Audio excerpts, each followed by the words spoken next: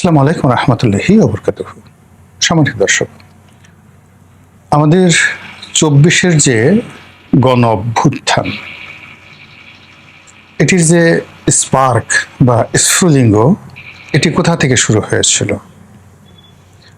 কোন ঘটনা বা কোন প্রেক্ষিতে সারা বাংলাদেশের মানুষের মধ্যে একটা বিস্ফোরণ তৈরি হয়েছিল? আপনি যদি এরকম প্রশ্ন করেন তবে সবাই এক বাক্যে যেটা বলবে যে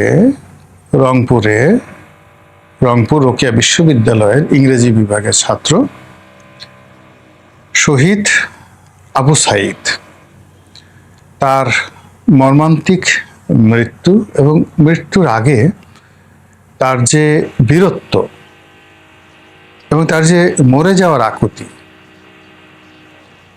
এই মরে যাওয়ার আকুতির মধ্যেই সমস্ত বাঙালি ওই সময়টিতে ওই রেজিমের বিরুদ্ধে মুক্তির যে স্বাদ সেটা পেয়েছিল।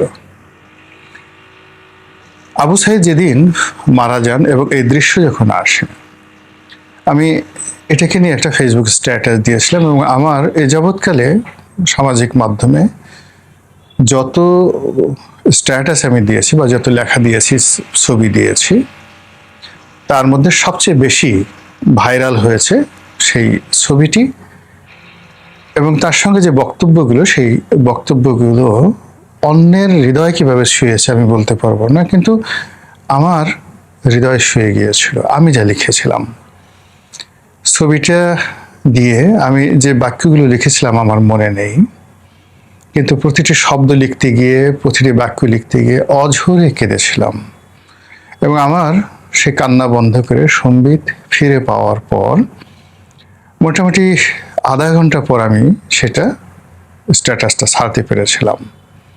তো এই ছিল আমার অনুভূতি। এরপর আন্দোলন তুঙ্গে গেল, একটার পর একটা ঘটনা ঘটতে থাকলো এবং আমি পুরোটা সময় মাঠে ছিলাম। আমার যতটুকু বোধ এবং বুদ্ধি আছে এই রাজনীতি নিয়ে বা এই সমাজটাকে আমি যেভাবে দেখে এসেছি, আবু সাঈদের মৃত্যুর পরে আমার কাছে মনে হয়েছিল যে এই সরকার টিকবে না, অর্থাৎ শেখ হাসিনার সরকার টিকবে না এবং দে হ্যাভ টু গো। আমরা শুধু অপেক্ষা করছিলাম। এর কারণ হলো যে ৬৯-এর গণ অভ্যুত্থান, শহীদ মতিউরের মৃত্যু, তারপরে এরশাদের যে পতন, সেই পতনের পূর্ব মুহূর্তে ডাক্তার মিলনের মৃত্যু। তো শহীদ মতিউরের মৃত্যুটা দেখেছি আর শুনেছি, আর ডাক্তার মিলনের যে মৃত্যু, এটি একেবারে নিজের চোখে দেখেছি। তারপরে কত দ্রুত ঘটনা পরিক্রমায় একের পর এক ঘটনা ঘটলো, কি করে ক্যান্টনমেন্ট জড়িত হয়ে পড়লো, কি করে সেনাবাহিনী এরশাদের বাইরে চলে গেল, ঠিক ওইরকম একটা দৃশ্য আমি দেখতে পাচ্ছিলাম। এবং সরকার পতনের আগে ঠিক 10 দিন আমি ইচ্ছে করে রাস্তাঘাটে ঘুরে বেরিয়েছি, দিনে এবং রাতে। আর এটা আমার জন্য খুব নিরাপদ ছিল এই কারণে যে আমার যে পরিচিত মুখের কারণে সরকারে যারা কর্তা ব্যক্তি রয়েছেন তারাও ওইভাবে আক্রমণ হয়তো করতো না, আর যারা রাজপথে ছিল তারা তো বলতে গেলে সবাই আমার ভক্ত ছিলেন। যার জন্য প্রতিটি দৃশ্য আমি দেখার সুযোগ পেয়েছি। আবার পরবর্তীতে যখন বঙ্গভবনে শহীদ আবু সাঈদের পরিবারকে ডেকে আনা হলো, তখন আরো নিশ্চিত হয়ে গেলাম যে একেবারে নিশ্চিতভাবে শেখ হাসিনা পতিত হচ্ছেন। কিন্তু যেদিন দেখলাম যে আওয়ামী লীগের কিছু লোকজন আওয়ামী লীগের পতনের পরে কেউ শহীদ আবু সাঈদের টুপি বানিয়ে, কেউ শার্ট বানিয়ে বিতরণ করছে, কেউ বলছে উনি আমার মামাতো ভাই, কেউ বলছে উনি আমার ছাত্র, কেউ বলছে আমি ওনার অমুক তমুক ইত্যাদি বলে রীতিমতো একটা ব্যবসা ৫ই আগস্টের পরে একটা ব্যবসা শুরু হয়ে গেল। আমি মনে করলাম যে আসলে আন্দোলনের যে রূপরেখা, শহীদ আবু সাঈদকে নিয়ে যে ধরনের ভাব এবং গাম্ভীর্য হওয়া দরকার ছিল সেটা আমরা করতে পারিনি। যেভাবে আমরা অতীতে সেলিমকে মনে রাখিনি, দেলোয়ারকে মনে রাখিনি, এরশাদ জামানার, দীপালি সাহাকে মনে রাখিনি, আমরা যেভাবে সালাম, রফিক, বরকত, জব্বারকে মনে রাখিনি, শুধু গানে মনে রেখেছি। কিন্তু আমাদের মধ্যে কোনো নাগরিক চেতনা এখনো পর্যন্ত জাগ্রত হয়নি যে দেখি সালাম, রফিক, বরকত, জব্বার, এই নামগুলোর সাথে যে পরিবার জড়িত, সেই 1952 সালে ভাষা আন্দোলনে তারা যেভাবে রক্ত এই মাটিতে দিয়েছে, সেই রক্তের ধারক বাহকগুলো এখন কোন পর্যায়ে আছেন, বংশধররা কিভাবে আছেন। তো যে মাটি কখনো কৃতজ্ঞতা প্রকাশ করতে পারে না জাতীয় বীরদের প্রতি, সে মাটিতে বীর পয়দা হয় না। এনিওয়ে, একজন শহীদ আবু সাইদ পাওয়ার জন্য আমাদেরকে সেই 1990 থেকে একেবারে 2024 পর্যন্ত 34 বছর আমাদেরকে অপেক্ষা করতে হয়েছে। এটা হলো রিয়েলিটি। আবার কোন 34 বছর পরে এরকম আর একজন আবু সাইদ এভাবে বুক চিতিয়ে দাঁড়াবে জাতির জন্য, এটা আমরা জানি না। তো সেই আবু সাইদকে আমরা আসলে কেউ ওন করতে পারিনি। আমাদের ডক্টর মোহাম্মদ ইউনূস সেখানে গেলেন, তারপর সমন্বয়করা গেলেন, এবং ওখানে গিয়ে তারা যে ধরনের কাজকর্ম করলেন, কেউ চোখ পিট পিট পিট পিট করে কান্নার ভান করলেন, কেউ আপনার পিছনে যদি কারোর গালের উপর দুইটা চড় মেরে বা পাছার উপরে যদি আচ্ছা মতো ব্যাত মারা হয়, কাত কাত কাত, কান্না কর কান্না কর, তখন মানুষ যেভাবে কান্নার অভিনয় করে বা পিছনে একটা গোকরা সাপ থাকে, ঠিক ওই রকম ভাবেও কেউ কাঁদতে পারেনি। এর কারণ হলো শহীদ আবু সাইদের যে রক্ত, তার যে আর্তত্যাগ, এটা সাধারণ মানুষকে, যাকে বলা হয়, উদ্বেলিত করেছিল। কিন্তু কোনো অবস্থাতেই আন্দোলনের যারা সুবিধাভোগী, যারা মাখন পার্টি, যারা যাকে বলা হয় সেই মধু খাওয়া মৌমাছি, তাদের হৃদয়ে কখনো শহীদ আবু সাইদ ঢুকতেও পারেননি, আর ঢুকবেরও না। তো সেই দিক থেকে আমি যখন দেখলাম যে রংপুরে লোকজন যাচ্ছেন, নেতৃবৃন্দ যাচ্ছেন, এটা জাস্ট একটা কথার কথা। আবার জামাতের লোকে সেখানে যাচ্ছেন, তাদেরও একই অবস্থা। কোনো জামাত, ডক্টর মোহাম্মদ ইউনূস কিংবা জনাব তারেক রহমান সাহেব, বর্তমান সরকার, এই যে একটা শহীদের আত্মত্যাগ, তাকে ওন করা, এই বিষয়গুলোর জন্য যেটা হৃদয় দরকার, যেটা ভালোবাসা দরকার, যেটা অনুভূতি দরকার, সেই জিনিসগুলো শহীদ আবু সাইদের মৃত্যুর পরে তার পরিবারও দেখেনি, আমরাও দেখিনি। বরং তাকে নিয়ে যে কুশ্রী, যে বিশ্রী খেলাধুলা অতীতে হয়েছে এবং এখনো হয়েছে, সেটি হলো সে আন্দোলন করেছেন না করেননি, সে কি সৎ মানুষ ছিলেন না সন্ত্রাসী ছিলেন, পুলিশ তাকে গুলি করেছে না পুলিশকে সে গুলি করেছে, বিশ্বাস করেন এই ধরনের কথা শুনলে নিজেকে এতটা হীনমন্য মনে হয়, এত ছোট মনে হয় যে এই ধরনের কথা শোনার পরে কোনো মানুষের আর দেশের জন্য কাজ করার আগ্রহ জাগবে না।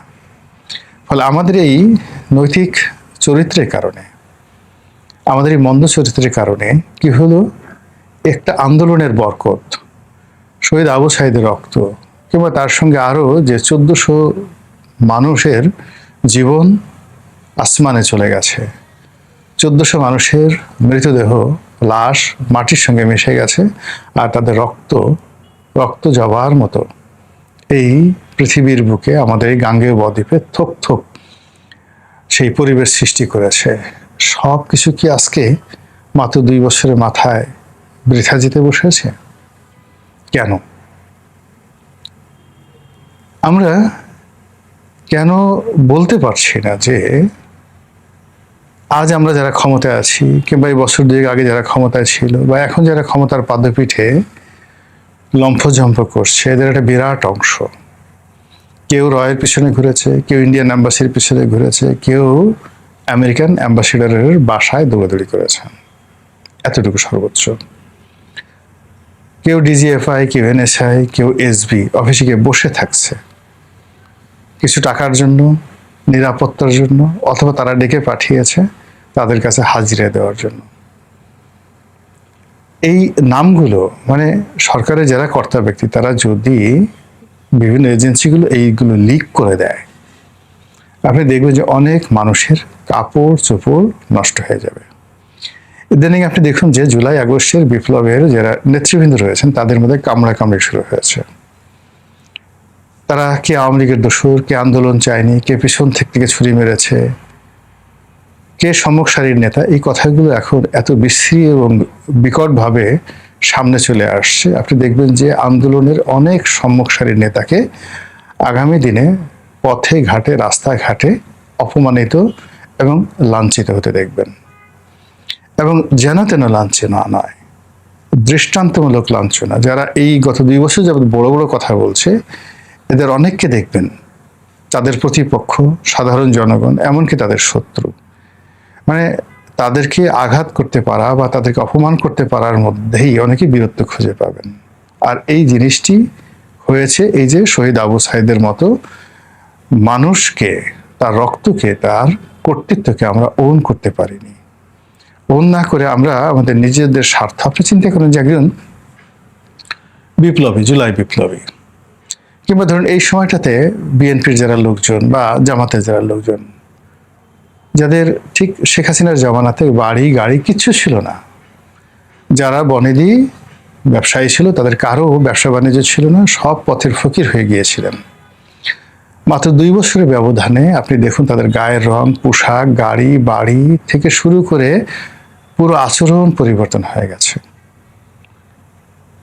আওয়ামী লীগের যারা লোকজন কন্টিনিউয়াসলি 17 বছর 18 বছর ধরে তারা যে দুর্নীতি করেছে, অনিয়ম করেছে, আপনি যদি টালি করেন, আপনি যদি গ্রাফ করেন, তাহলে দেখতে পাবেন যে গত 2 বছরে এমন সব লোক দুর্নীতি করেছে যারা ভাত খেতে পারত না। এমন সব লোক গাড়ি বাড়ির মালিক হয়েছে যাদের একটি সাইকেল কেনার পয়সা ছিল না। এমন সব মানুষ যারা একটা সাব ইন্সপেক্টর তো দূরের কথা, কনস্টেবলকে স্যার ডাকার মতো অবস্থায় ছিল। তারা এখন অনেকে সেনাবাহিনীর প্রধান, আইজি সাহেবকে পারলে কান মলে দেয়, তাদেরকে গালাগালি করে তাদের মানে রাগ কমে না। তাদের ভাবসাব দেখলে মনে হয় তারা যদি এই সমস্ত বড় বড় কর্তা যারা আছে তাদের কানটা মলে দিতে পারে, তাহলে তাদের মোটামুটি ক্রোধ নিষ্পেষিত হয়, ক্রোধ অবদমিত হয়। তো সেই দিক থেকে যে পুরো সমাজের মধ্যে একটা উথাল পাথাল, কে প্রধানমন্ত্রী, কে শিক্ষামন্ত্রী, কে আইজি, এ সকল বিষয় পাত্তা দেওয়া, গণনা করা, এই জিনিসগুলো এখন এই জনগণের মধ্যে দেখা যাচ্ছে না। যে যার মতো আইন ভাঙছে এবং যে যার মতো করে নেতা বানাচ্ছে। আপনি চিন্তা করুন, অনেকগুলো মানুষ, আপনি এই যে মাহফুজ যে উপদেষ্টা ছিলেন, বিশ্বাস করেন এই মাহফুজ কোত্থেকে এলো? এই নির্বাচনের আগে তাকে আমরা দেখেছি সবচেয়ে ক্ষমতাধর ব্যক্তি মাহফুজ এবং আসিফ মাহমুদ, সজীব ভুঁইয়া। আবার আন্দোলন যখন হলো জুলাই এবং আগস্ট মাসে 2024-এ, তখন আপনি একটু সজীব ভুঁইয়ার দিকে তাকান, নাহিদকে তাকান, এদেরকে দেখা গেছে, কিন্তু মাহফুজকে আপনি কোথায় দেখেছেন? আপনি দেখুন তো যে 2024 সনের জুন জুলাই মাসে আপনি হাদিকে কোথায় দেখেছেন? এরপরে এখন টেলিভিশন টকশোতে এসে বড় বড় কথা বলছে এবং পুরো জাতির মানে মস্তিষ্ক এলোমেলো করে দিচ্ছে।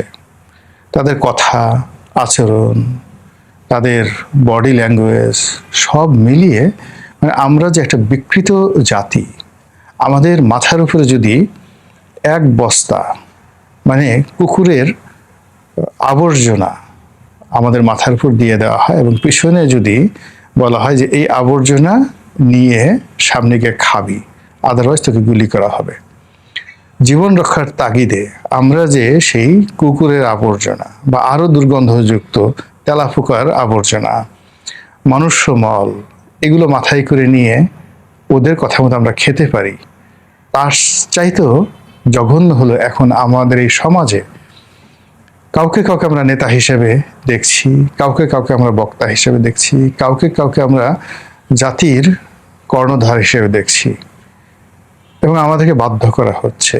এই যে আমাদের অবদমন, এদেরকে মেনে নেওয়ার চাইতে একটা ঘৃণিত পশু, হারাম পশু, তাদের নেতৃত্ব মেনে নেওয়া, তাদেরকে স্যালুট করা, তাদেরকে লেফট রাইট, তারা আমাদের সামনে লেফট রাইট করবে আর আমরা তাদের পা ধরে বসে থাকবো, এটা অনেক সম্মানের। এখানে মানুষ পচলে যে কত খারাপ হয়, মানুষ উচ্ছন্নে গেলে যে কত খারাপ হয়, তা সাম্প্রতিক সময় আমরা অসংখ্য মানুষের আমরা হয়তো টেলিভিশনে বা ঢাকাতে এরকম সংখ্যা দেখি 10-12 জন, কিন্তু সারা বাংলাদেশে এদের সংখ্যা হয়ে গেছে 10-12 লাখ। এই 10-12 লাখ মানুষ, যাদের কারো কারো বয়স 15 বছর, কারো কারো বয়স হয়তো 90 বছর, এরা শিক্ষকদের পেটাচ্ছে, এরা শিক্ষকদের মারছে, এরা ওসিকে পেটাচ্ছে, এরা ডিসিকে ধাক্কা দিচ্ছে, এরা মন্ত্রী এমপি থেকে শুরু করে কোনো কিছু মানছে না। হারাম হালাল বলতে কোনো জিনিস নেই। আর এই জিনিসগুলো যে শুরুটা হয়েছে সেটা হলো এই যে আমরা ওয়াম্মা বিনিয়ামতে রব্বিকা ফাহাদ্দিস, একটা বিপ্লব আল্লাহ আমাদেরকে সফল করে দিয়েছেন। আর এই বিপ্লবে রক্ত দেওয়ার জন্য শহীদ আবু সাইদের মতো মানুষকে আল্লাহ রাব্বুল আলামিন দিয়েছেন, যার সঙ্গে আমাদের কোনো রাজনৈতিক সম্পর্ক নেই। এই শহীদ আবু সাইদ কোনো নেতা নন, সে বাংলাদেশে এমন কোনো কেউ কেটা নন, কিন্তু কোথা থেকে এসে সব নেতাদের নেতা হয়ে তিনি বুক চিতিয়ে দিলেন জাতির জন্য। একে আল্লাহ পাঠিয়েছিলেন। আর আল্লাহর পাঠানো সেই নিয়ামতকে আমরা আমাদের দুর্নীতির দ্বারা, অনিয়ম দ্বারা, অবাধ্যতা দ্বারা, আমাদের অপকর্ম দ্বারা এমনভাবে তছনছ করে দিচ্ছি, ফলে অভিশাপের যে রাহুগ্রাস পুরো জাতিকে যেভাবে গ্রাস করেছে, একমাত্র আল্লাহই জানেন এই রাহুগ্রাস থেকে আমরা কবে রক্ষা পাব। আসসালামু আলাইকুম রহমতুল্লাহি ওয়া বারাকাতুহু।